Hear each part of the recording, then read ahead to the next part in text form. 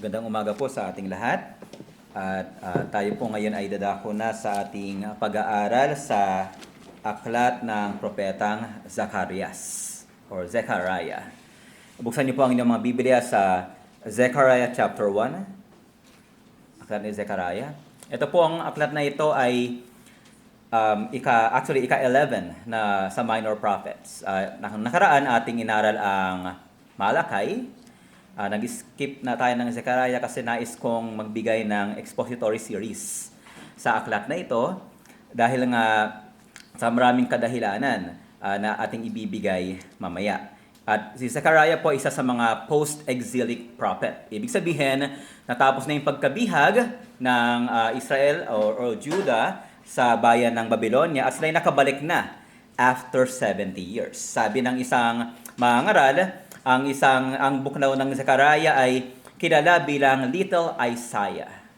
Kasi nga dahil ang Isaiah merong 66 books corresponding 66 chapter corresponding to the 66 books of the Old and New Testament. Ito namang Zechariah ay naglalaman ng napakaraming vision and passages and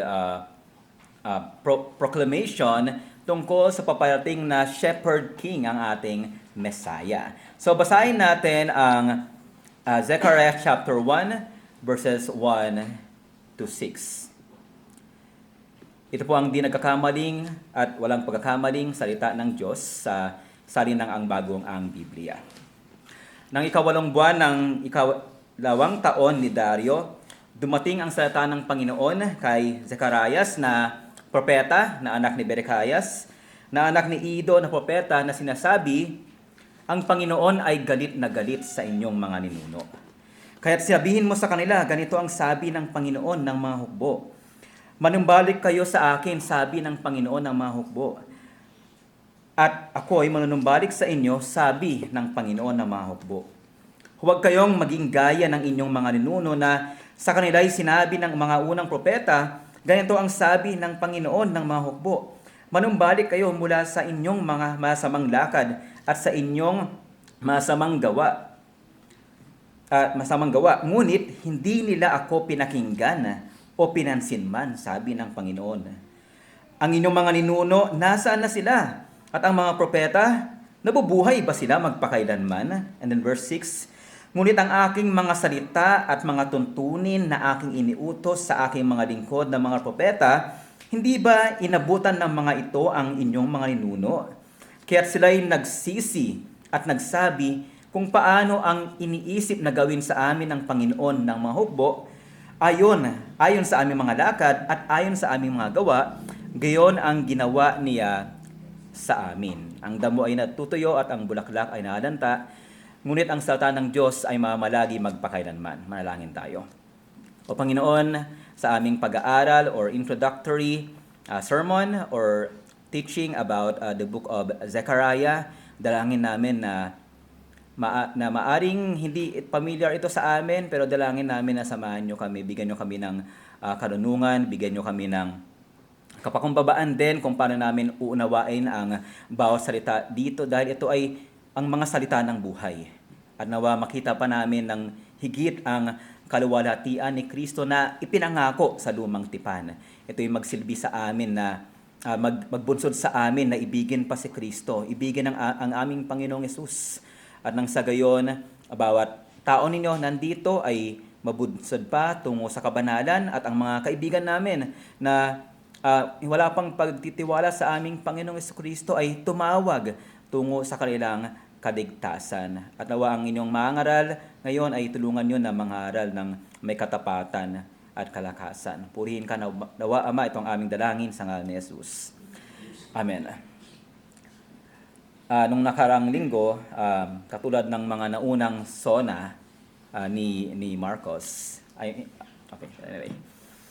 July 27, nag-end siya sa promise. Kagaya nung mga ginawa niya nung una.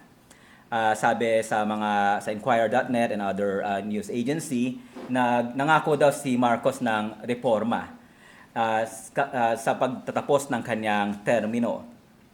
At ang presidente po ay nakatanggap ng mga palakpakan, may mga standing ovations pa, kung napanood nyo. Dahil nga sa pangako niya na ipe-pursue niya ang paglaban sa korupsyon, regardless of their political ties, o kaya naman ipagtatanggol niya ang karapatan ng ating bansa sa West Philippine Sea, at nangako rin siya na walang Pilipino daw ang may iwan sa paglago at paglawak ng ating ekonomiya. I don't know about you, whether you believe it or not, pero naka-receive ito ng positibo at negatibong komento sa mga netizens natin at sa iba't ibang pang mga balita. Ito yung sinabi niya, sa nalalabing 2 taon ng administrasyon, tatapusin natin ang mga nasimulan at tutuparin ang ating pangako sa sambahayan. Ito yung salita ng Presidente. Now, you might believe it or not, pero ito yung nagbibigay dahil nga sa mga nag-ani ito ng mga positibong at mga negatibong tugon. Sa mga positibong tugon, dito natin makikita yung kahalagahan ng isang pangako. Na normally kapag nangako ka, anong kailangan mong gawin? Kailangan mong tuparin. Kaya nga dito ito yung sinasabi ng iba na promises are made to be broken. Na itinuring nila sa pie crust. Diba? Pag mag-bake ka dito, yung mga nag-bake dito, diba? Minsan malaman mo na okay na yung pie kapag parang may line na broken na yung sa ibabaw ng pie, right? So ang promise daw ay parang pie that is made to be broken. Pero that is not real, right? Alam natin na kapag nangako ka, dapat mong gawin iyon. At ito ang makikita natin sa aklat ng Zechariah, ang pangako ng Panginoon. Unlike the promises of many people, or even people you've loved before, na nangako pero hindi naisagawa, ay ang Panginoon, ginagawa niya ang kanyang pangako. At ito yung nais nating tignan sa panimulang pag-aaral natin. Introductory, I'll be giving you some overview tungkol sa book na ito at para bigyan ko ng mga patikim kung ano yung dadaan natin throughout the series. Siguro pag tinanong ko sa inyo, anong pamilyar na passage ang naalala nyo kapag nabanggit ang aklat ng Zechariah? Siguro sa iba, sa research, ang common daw ay yung Zechariah 4:6 na not by might nor by power, but by my spirit. Isa yun sa mga most cited verses across centuries ng pangaral. Pero dito nakita ko, nakarami nagtanong sa akin, bakit Zechariah? Sabi daw kasi ni John MacArthur, kung tama pag-alala ko, na kung gusto mo maging matibay yung iyong tindig pagdating sa eschatology, post-millennialism, pre-millennialism, millennialism, ano ba yung isa yun sa kay Pastor Joey? Pro-mill daw, no? Araarin mo daw ang Zechariah. You need to master Zechariah. Pero habang binabasa ko ito, mas nakita ko na it's not just about it. Okay? You may not have a strong view of the millennial kingdom, pero may kita natin dito yung kaluwalhatian ng ating Panginoong Jesucristo na kalat sa aklat ni Zechariah. Kaya nakita ko na isa sa significant or key passages ng Zechariah ay yung sinabi sa Zechariah 2 verse 5, ganito yung pagkasabi. Zechariah 2 verse 5, sapagkat ako ay magiging sa kanya'y isang pader na apoy sa palibot, sabi ng Panginoon, at ako'y magiging kaluwalhatian sa kanya. Kaluwalhatian, sa gitna niya. Kaya nga may ibang mga aklat na naisulat na this is the glory of God in our midst. Kaya dito sa ating panimulang pag-aaral, gusto kong makita ninyo yung kaluwalhatian ng Panginoon na ihahayag sa aklat ng Zechariah at nawa ito'y magsilbing unang patikim, ma-refresh yung inyong appetite about seeing Christ even in the Old Testament. So ang title ng ating sermon ngayong umagang ito, ang pangakong kaluwalhatian. At dito ko hanguin ang mensahe na ating pagbubulayan ngayong umagang ito, ang pangakong hinaharap na kaluwalhatian ng kaharian ng Diyos, ang nananatiling pangkasalukuyang pag-asa ng mga tao ng Diyos. The promised future of the kingdom's glory remains the present hope of God's people. Yung pangako na darating, hinaharap, ito pa rin yung nanatiling pag-asa ng bayan ng Diyos. Ano mang diadaanan natin, yung pangakong future glory na makamtam natin, ito pa rin yung nanatiling pag-asa ng mga tao ng Diyos. Now, ang question natin as we go through this introductory lesson ay paano natin makikita ang kaluwalhatian ni Yahweh sa aklat nito. So, yung question na yan, sagutin natin ang dalawang tanong din. Una, sino si Zechariah? At pangalawa, ano yung mensahe niya? The man and his message. So una, the man, si Zechariah. Tinatawag ko si Zechariah na ang propeta ng kaluwalhatian. The prophet of glory. Now sa verse 1, dati na makikita pa lang, nagbibigay ito ng ilang impormasyon tungkol kay Zechariah na magbibigay sa atin ng idea doon sa konteksto at later on sa ministry ni Zechariah. Sabi sa verse 1, ng 8 buwan ng 2 taon ni Dario. Kailan dumating yung salita? Sabi doon, dumating ang salita ng Panginoon. So, kailan dumating ang salita ng Panginoon kay Zechariah? Ito'y dumating nung 8 buwan ng 2 taon ni Dario. So, kung titignan niyo po, compare niyo sa Haggai, kay Haggai, dumating yung salita ng Panginoon kay Haggai sa 6 na buwan ng 2 taon ni Dario. Si Zechariah sa 8 buwan. So, ilang buwan yung pagitan nun? 2 months, right? 6 and 8. 2 months. Dumating kay Zechariah yung salita ng Panginoon. So, halos contemporary talaga ni Zechariah, si Haggai.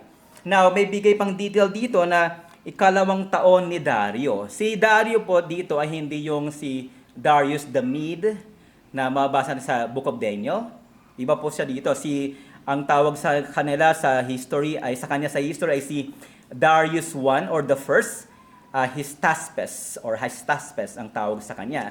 Na kung saan siya yung hari ng Persia na namumuno during their time. And if we will be refreshing our memory about the history of Israel or Judah sa pagbalik nila sa bayan, pangako ng Diyos, mababasa natin sa Ezra 1:6 na kinilos ng Diyos si Cyrus na hari ng Persia na sumakop na para makabalik sila. Diba? Remember, para makabalik sila sa lupaing pangako at ang sumunod na hari kay Cyrus ay si Darius the First. Okay? So, nakabalik na sila dito at merong isang hari. So, 2 taon na ito ni Haring Dario. And makita rin natin sa book na ito and sa history na yung prophetic ministry ni Zechariah at ni Haggai ay pinadala sila ng Diyos sa mga taong nawawalan ng pag-asa. Diba? Remember, if you read Ezra chapter 1 to 6, sa chapter 5 pa binanggit na dumating si Haggai and Zechariah. Ibig sabihin, nakabalik na ang mga tao ng Diyos, pero wala pa yung pangako ng Diyos. Hindi pa na re-rebuild ang temple, hindi pa dumating ang Messiah.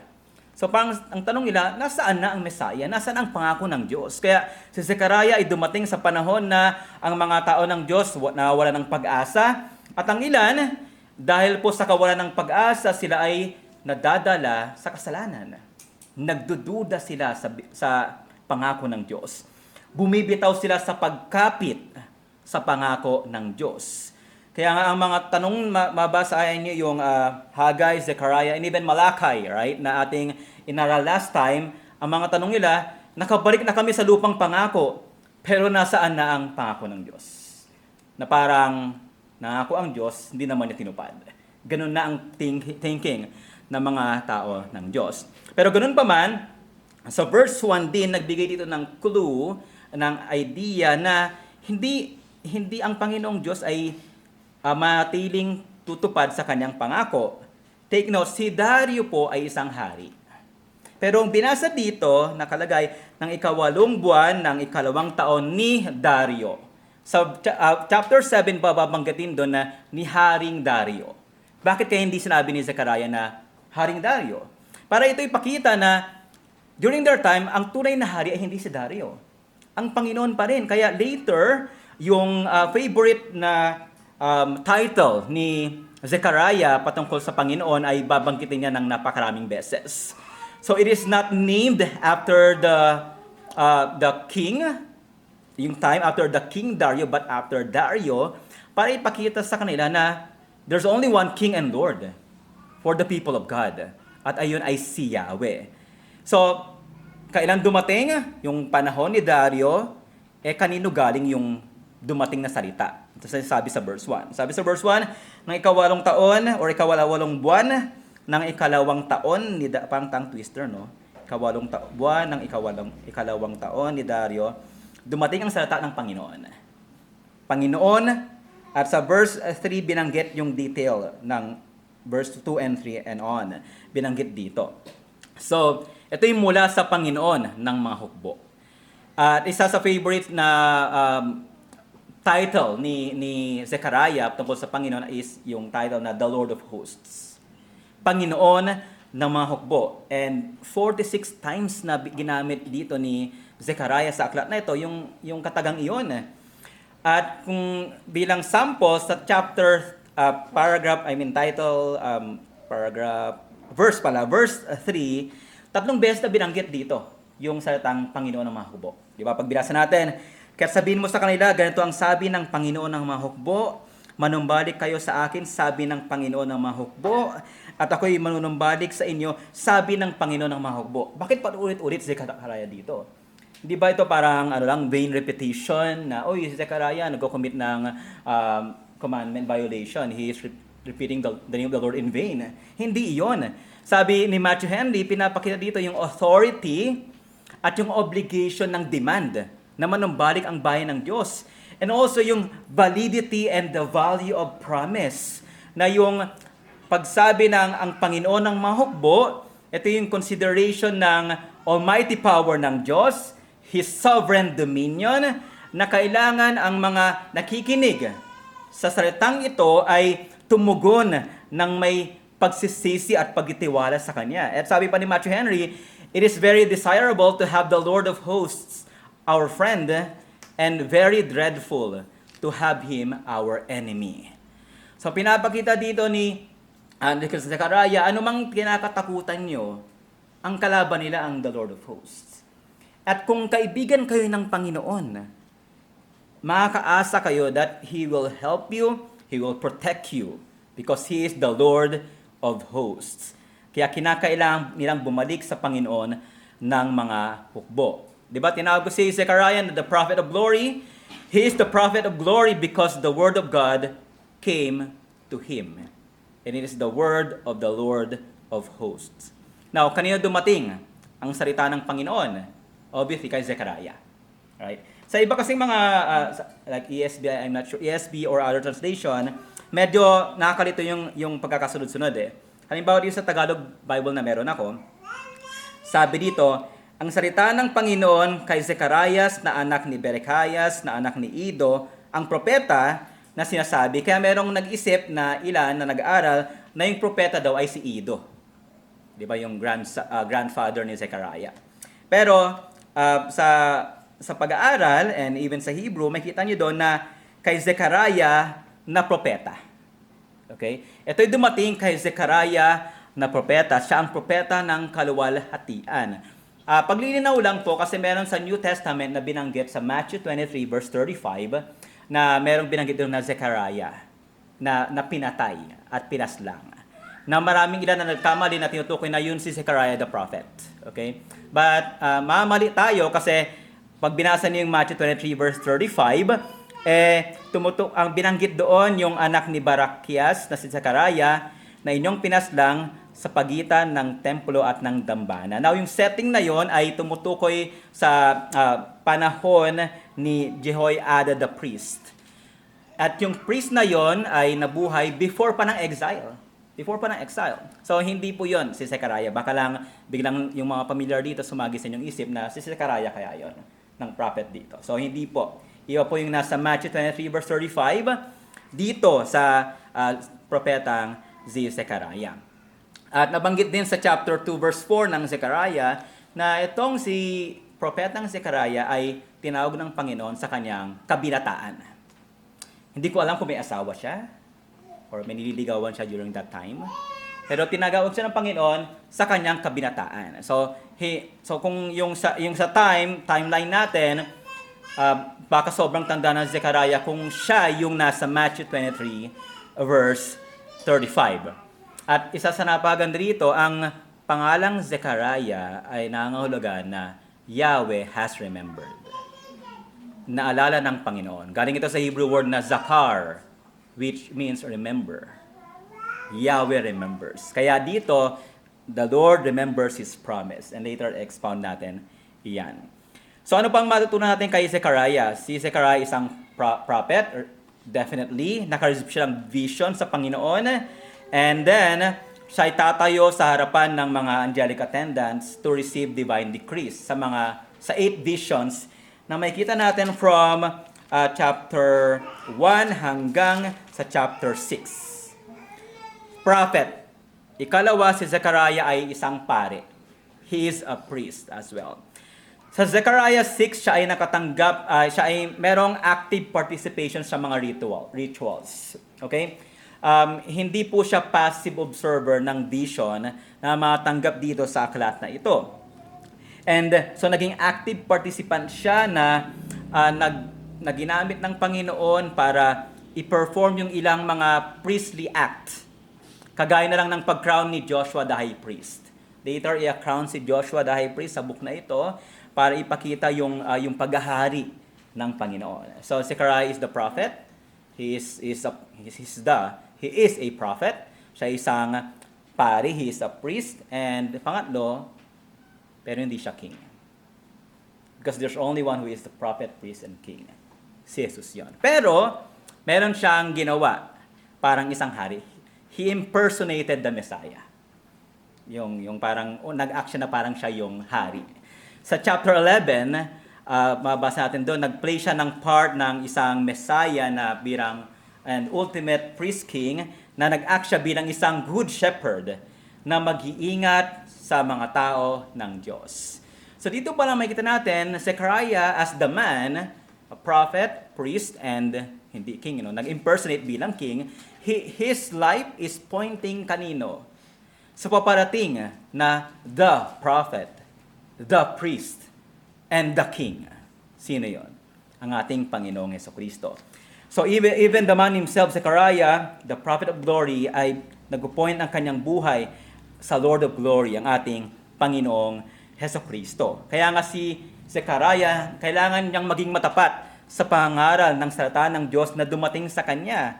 Kaya sabi ni John Calvin, I quote, "It was thus that God's word came to Zechariah, not that he might keep to himself what God had said, but that he might be a faithful dispenser of His truth."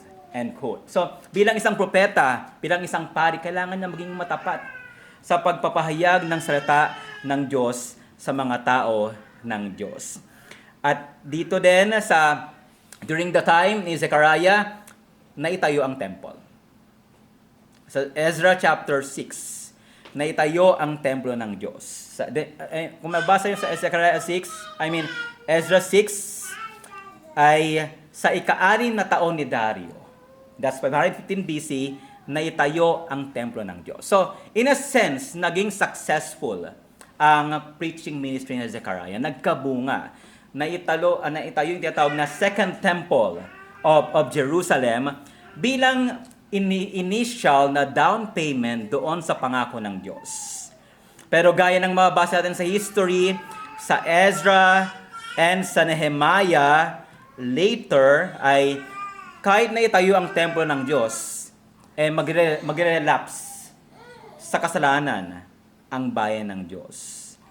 Kaya nga nakita iyon ni Zerubbabel. Siya ay po isang governor during the time of Ezra and Nehemiah. Isang governor, kaya sa ikalawang termino ni Zerubbabel, nakita niya ang ginawa ng mga tao ng Diyos. Nehemiah 13, they profaned the Sabbath.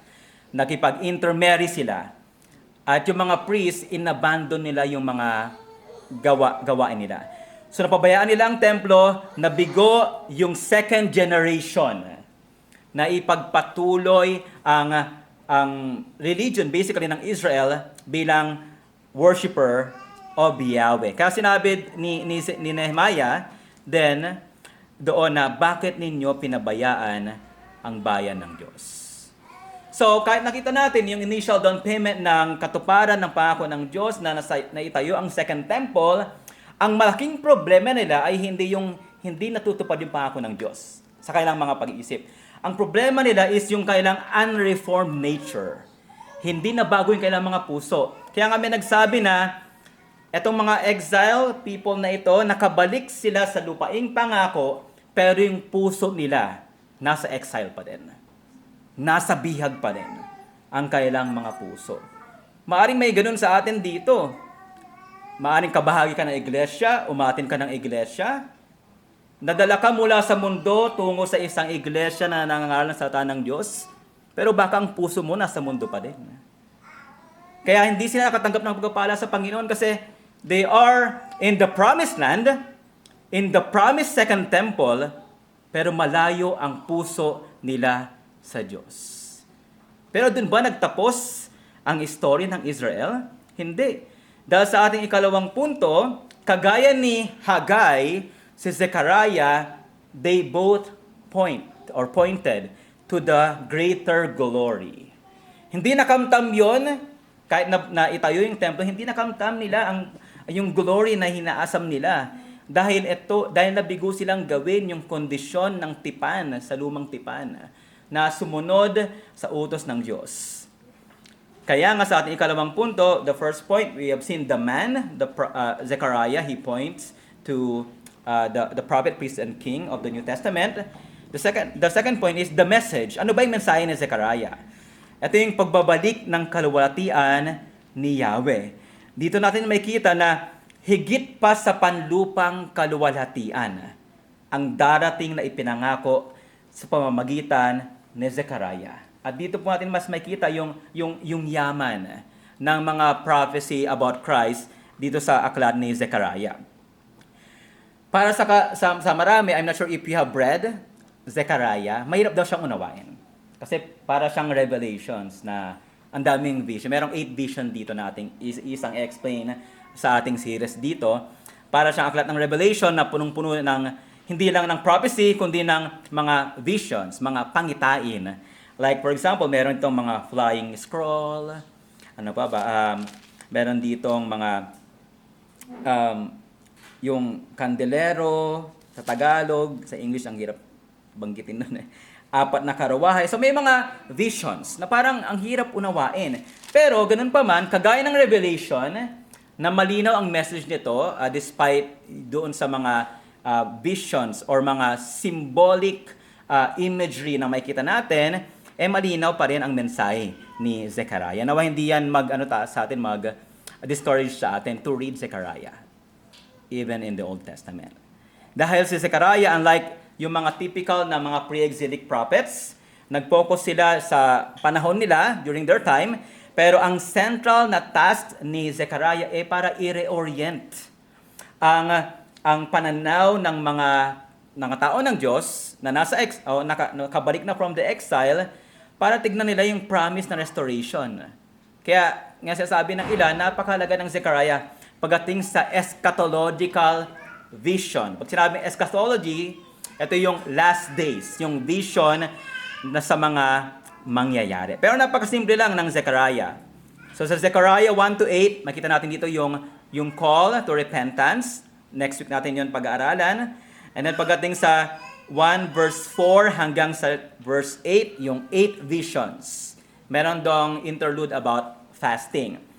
Pagdating naman sa 9-14, ito yung isa sa mahalagang part ng Zechariah kasi ito tinukoy dito yung character ng darating na Messiah. And napakaraming quotation nito sa New Testament. So ang mensahe ni Zechariah is about the return of the promised glory. Una, bakit? Because Yahweh remembers. Di ba sinabi ko kanina, ang pangalan ni Zechariah ay hango sa word na Zakar, remember. Naalala ni Yahweh. Now, pag sinabing naalala ni Yahweh, hindi ibig sabihin na nakalimutan niya. Di ba? O kaya naman, naalala niya and then maya-maya makalimutan niya ulit. Kasi may ganun tayo, di ba? Naalala natin na gawin pala, tapos mamaya, only at the end of the day, nakalimutan pa rin natin gawin. Okay? Pero pagdating dito sa remembrance, okay? Sabi ng isang mangaral, si Klein, na ito daw isang technical term na nag-signify that the Lord is about to take a decisive or judicial and redemptive action based on a prior covenantal commitment leading to covenantal action. Ibig sabihin, pag sinabi ng Biblia na naalala ng Diyos, huwag niyong tignan na nakalimutan niya.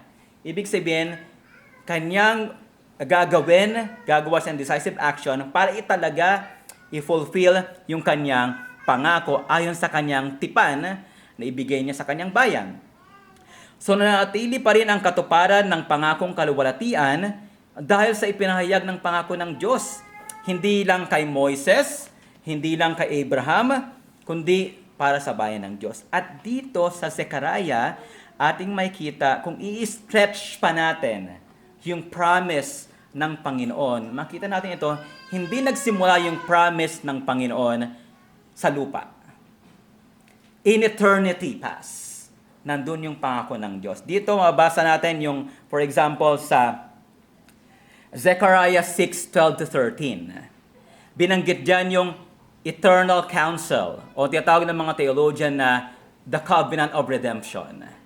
Na kung saan ang Ama, Anak at Espiritu, primarily the Father and the Son, ay nagkaroon ng kasunduan that the Son will be sent to the world to save sinners. Kaya nga pag binabasa yung gospel, sabihin ni Jesus, I came down to do the will of my Father. So kailan naganap yun? That is from eternity. And spoiler, ayoko na magbigay ng spoiler, pero yun yung aralin natin in the future. Lord willing, sa chapter 6. So, dito kita natin na yung may katiyakan yung pangako ng Diyos. Kasi ipinangako na yon, idinecree na yon before the world began. Kaya ang mga tao ng Diyos walang dahilan para hindi pagtiwalaan ang pangako ng Diyos. Kahit dahil wala ka pa, kung ikaw ay Kristiyano, wala ka pa, meron ng plano ang Diyos para sa kanyang mga tao. So hindi ito nakadepende sa galing natin, o kaya kahit sa pagsunod natin, actually, we fail, right? Ito yung nakadepende sa walang hanggang counsel ng ating Panginoon. Kaya nga, tinawag sa Zechariah 6:12-13, ang tawag doon is eternal counsel or the counsel of peace. Payo ng kapayapaan. And we will labor para i-exegete yun ng mas malinaw sa ating mga susunod na pag-aaral. So, ito'y mensahe ng kaluwalhatian dahil naalala ni Yahweh ang kanyang pangako. At ikalawa, Yahweh will come. Darating si Yahweh. Ayun yung matibay na mensahe ni Zechariah. Darating si Yahweh. At ang primary focus is yung pagbalik ng personal na presensya ng Diyos. Di ba remember I quoted Zechariah 2:5 na yung glory in their midst. Kaluwalhatian sa kailang kaya ginaan nila. Kaya nga, hindi natin pwedeng ma-overstate yung importance ng Zechariah 9-14 kasi ang mga gospel writers ay nag-quote dito ng napakaraming beses. And you'll realize later on. Sabihan ko kayo ng sampling nito. Okay. Sa Zechariah 9:9, binanggit doon ang, if you want, you can mark your Bible. Zechariah 9:9, yung humble entry ng Messiah. Sinabi dito, magalak ka ng husto o anak na babae ng Zion, sumigaw ka ng malakas o anak na babae ng Jerusalem. Narito ang iyong hari ay dumarating sa iyo, siya'y matuwid at magtatagumpay, magpakumbaba at nakasakay sa isang asno. He's riding on a donkey. And sa New Testament, kinote yan ni Matthew at ni John tungkol sa ating Panginoong Jesucristo. Ikalawa, he was sold. Sa Zechariah 11 verse 12-13, binanggit dito that the Messiah will be sold sa 30 pieces of silver. Binanggit dito yun sa Zechariah chapter 11 verse 12-13. Sabi dito, at sinabi ko sa kanila, kung inaakala ninyong mabuti, ibigay ninyo sa akin ang aking sahod. Ngunit kung hindi, inyo na iyon. Sa gayoy, kanilang tinimbang bilang aking sahod ang 30 pirasong pilak. At meron kayong Tagalog Bible nakalagay dyan na quote yung sa footnote.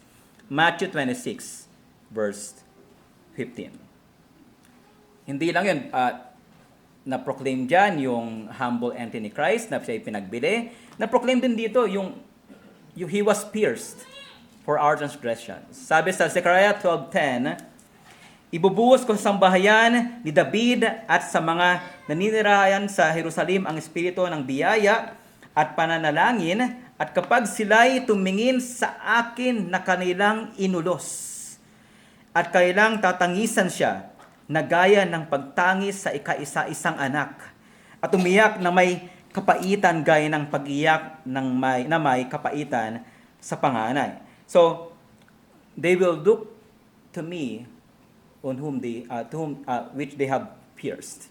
So, binanggit din dito yon na inulos ang ating Messiah. Binanggit sa Zechariah. And then lastly, he was abandoned.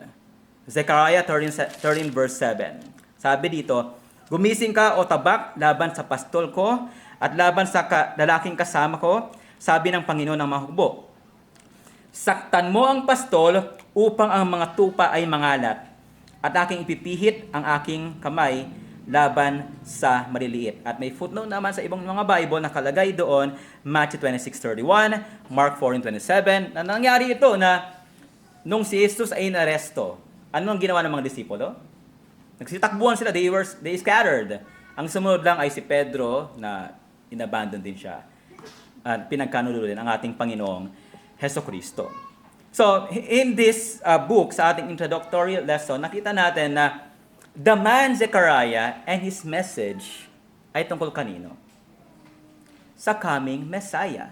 It's not about himself, it's not about his aspiration, it's not even about kung paano siya yumaman, kundi paano niya ipoproklama ang darating na kaluwalhatian na pag-asa ng bayan ng Diyos na dumadaan sa kawalan ng pag-asa, sa kasalanan, sa pagkabagsak, sa pagkawala ng pagtitiwala sa ating Panginoong Diyos. Kay Yahweh sa Old Testament. So, ang point dito, Zechariah, this book is rich in its language about the glory of God and the coming triumphant kingdom because it is rich in who Jesus Christ is. Siya ay propeta ng kaluwalhatian because he proclaimed about the coming glory. And that is the glory of Christ. Ito pa rin ang ating pag-asa dahil si Jesus ang nanatiling kaningningan ng kaluwalhatian ng Diyos na binanggit naman sa Hebrews 1:3. Kaya from the Old Testament, the promised glory, dumating si Kristo. He is the King of glory. At nawa, ito yung nagbigay sa inyo ng matakam kayo na, uy, dito pala si Zechariah, dito pala si Kristo. And even doon sa, binasa natin diba sa Zechariah 12:10 na inulos ang Messiah, pero sino nung salita doon? Si Yahweh. It further proves na si Jesus ay Diyos. Even sa kanyang kamatayan, patunay na si Jesus ay si Yahweh, ang Diyos ng kaluwalhatian. So in Zechariah, Christ is displayed, the promise of God is affirmed, refreshed, the hope of God's people is portrayed before their eyes, and the King of the kingdom will come. And He came. Dumating ang ating Panginoong Hesukristo. And the reason why God can never forget His people is because of Christ. Dahil sa ating Panginoong Hesukristo. Kahapon ay na-remind ako ng isa sa mga sermon ko like 3 years ago. And naalala ko yung kwento tungkol sa isang Puritan. Ito pong Puritan na ito ay nagkaroon siya ng 11 anak. Pero lahat sila ay namatay. Yung 10 doon namatay, kailang maging tama yung word ko, sa pagkabata. Tama, no? Bata pa lang sila, namatay na sila. And then yung isa doon namatay during her young adult years. So in other words, itong Puritan na ito ay naka-experience ng kamatayan ng kanyang 11 anak, even ng kanyang asawa. And kung bibilangin mo, every 3 years ay namamatayan siya ng anak. Gaano kasakit yun? Pero itong theologian na ito, ng Puritan na theologian, isa siya sa pinakakilalang theologian. And his name is John Owen. John Owen, sa kabila ng kabigatan ng pait ng na-experience niya, mamatayan ng anak, he wrote a book titled The Glory of Christ. And I recommend it highly. Free yun sa monergism.com. You can read it. And sinabi niya doon sa book na iyon, ito yung kanyang sinulat. But in this state, a due contemplation of the glory of Christ will restore and compose the mind, bring it into a sedate, quiet frame, wherein faith will be able to say unto the winds and waves of distempered passions, peace, be still, and they shall obey it. So, nasulat ni John Owen yung mga talatang iyon kasi bakit? Nagdala ng kapayapaan sa kanyang isipan, yung contemplation ng glory ng ating Panginoong Jesucristo. Ano mang kabigatan na dinaanan niya, nakita niya na wala yun sa kaluwalhatian na matagpuan ko sa ating Panginoong Jesucristo. Now, si John Owen yun, namatayan ng 11 anak. Tayo. Minsan magkaroon tayo ng konting discomfort. Mabilis tayong magtanong, hindi na magtanong, magbintang, magduda sa Diyos. Isang anak nga, matay nga ng isang anak, masakit na, di ba? How about 11? Pero tayo, napakadali ng buhay Kristiyano sa isang Kristiyanong hindi seryoso. Christian life is easy to those who love the world. Madaling mag-profess bilang isang Kristiyano. Later sa pag-aaral namin sa Aklan Bible Study, i-quote ko doon si Mahatma Gandhi. Kung kilala niyo siya, pero kung hindi niyo kilala, okay lang. He doesn't know you. Sabi niya, I like your Christ. I do not like your Christians.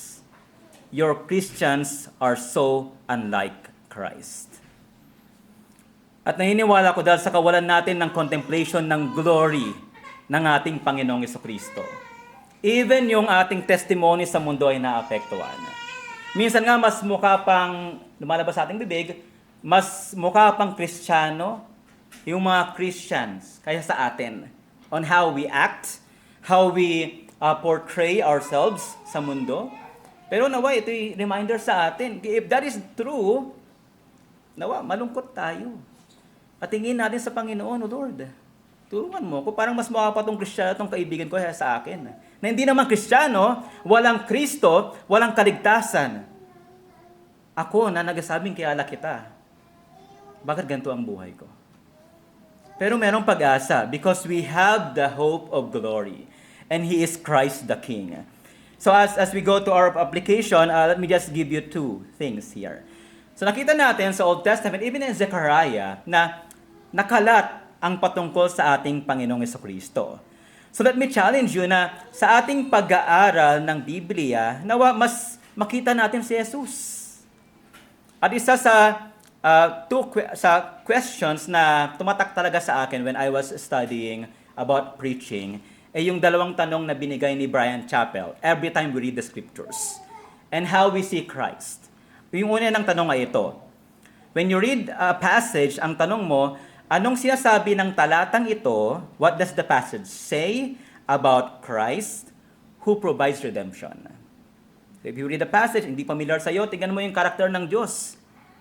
At it will point you to Christ na nagbibigay ng kaligtasan. At ikalawang tanong, what does the passage say about man who needs redemption? So dalawang tanong lang yun. Pag babasahin mo yung scripture, tignan mo, okay, this is a story about Joseph. What do I see? This is a story about, let's say, Nehemiah. What do I see? How does this passage point to Christ? So yun, nawa sa ating pagbabasa ng scripture, palaguin tayo nito sa pag-behold sa glory ng ating Panginoong Jesucristo. At ikalawa, hindi lang sa pagbabasa, kundi sa ating Christian life. Let us look at it in the light of the work of Christ. Gawa ni Kristo. In our every circumstance, Tandaan niyo ito mga kapatid. God remembers us. God remembers you for the sake of Christ. And we further ask, paano yung mga daily experience natin magpo-point doon sa love, sa pag-behold, sa pagkapit pa kay Kristo. Kung ikaw ay tatay na nahihirapan mag-provide sa iyong family, does it point you sa providing grace na kay Kristo? Kung ikaw ay nanay na hirap sa gawaing bahay, tambak ang trabaho, tambak ang labahin, does it point you sa strengthening grace na kay Kristo? Kung ikaw ay isang single na hinahamon na maaari ng singlehood or pagiging alone, o kaya may sakit ka, does it point you doon sa sufficient grace ng ating Panginoong Kristo? Kung ikaw naman ay advanced in years, hindi ko ginamit yung advanced in years, does it point you to the coming glory of seeing Christ face to face? Kung ikaw ay may malubhang sakit, does that point you na sufficient healer ang ating Panginoong, hindi lang physical, kundi ng ating spiritual upang magtiwala tayo sa Kanya. And then when you are in distress, when we are in distress, does it lead us sa ating mga tuhod, asking God for strength, knowing that Christ intercedes on our behalf. So napakayaman ng Scripture. And sa ating pag-aaral ng Zechariah sa mga sunod na mga linggo, buwan, nawa mas makita natin, mas umalab yung pag-ibig natin. Maging kagaya tayo doon nung nakasalubong ni Jesus sa Luke 24, nung in-explain ni Jesus na sabi niya, the law, the psalm, and the prophets speak about me. Anong sinabi nila? Sabi nila sa dulo nun, hindi ba nag-aalab ang ating mga puso nung pinaliwalag niya sa atin ang Biblia? At mga kapatid, sa pag-aaral natin, nawa mag-alab ang ating mga puso. Baka minsan nanalamig ka na sa pagbabasa ng iyong salita ng Diyos. Hilingin mo na, O Lord, paalabin mo ang aking puso. Mas makita ko pa ang kaluwalhatian ng aking tagapagligtas. At ikaw ay magkakaroon ng pag-ibig pa sa Kanya na nagbigay ng buhay sa iyo. Pero sa mga kaibigan namin na wala pa sa aming Panginoong Yesus, you cannot behold Christ. Hindi mo makikita yung kaluwalhatian niya kasi natatakpan ng kasalanan. But still, you need Him. You need Him. Kasi siya lang yung makatanggal, makapag-alis ng kasalanan na napagpapahiwalay sa iyo at sa Diyos because Christ died para kay no, hindi para sa matuwid, para sa mga makasalanan na tulad mo at tulad ko. Kaya lumapit kay Jesus. Itong mensahe natin ngayon na binanggit ko kanina na ang pangakong hinaharap na kaluwalhatian ng kaharian ng Diyos, ito po'y nanatiling pangkasalukuyang lakas ng mga tao. Kung wala ka pa kay Kristo, nagkatiwala ka sa Kanya, ito rin ang iyong magiging lakas. Kung wala ka sa Kanya, wala kang lakas to stand in this world. And I like to ask you personally, mga kapatid, mga kaibigan, siya ba ang iyong lakas at pag-asa ngayon? And as we end, I want to exhort you to look above and beyond itong present chaos na maaring meron tayo, present distress na maaring meron tayo, and fix our eyes on the promises of God, which is Amen and yes in Christ Jesus. Tayo manalangin. O Panginoon, sa aming pag-aaral, ay introductory lesson namin sa Book of Zechariah, humingi kami ng tawad, O Diyos, dahil maraming mga beses di namin nakikita ang kaluwalhatian ni Kristo. Even as we read the Word, minsan we read it coldly. Patawarin niyo kami, Panginoon. At nawa ito'y magbunsod sa amin to search more of Christ, that we may love Him more. At hindi lang sa pagbabasa, Panginoon, kundi sa aming buhay. Ito'y magbago sa amin, mas maging kawangis kami ni Kristo. At sa bawat circumstance sa aming mga buhay, ang bawat providensya ninyo, whether dark or smooth providence, ay tuturo sa amin na tumingin kay Kristo. Nawa mangusap ang inyong salita sa amin ngayong araw na ito. Salamat, Ama, sa kabutihan ninyo. Itong aming dalangin sa ngalan ni Jesus. Amen.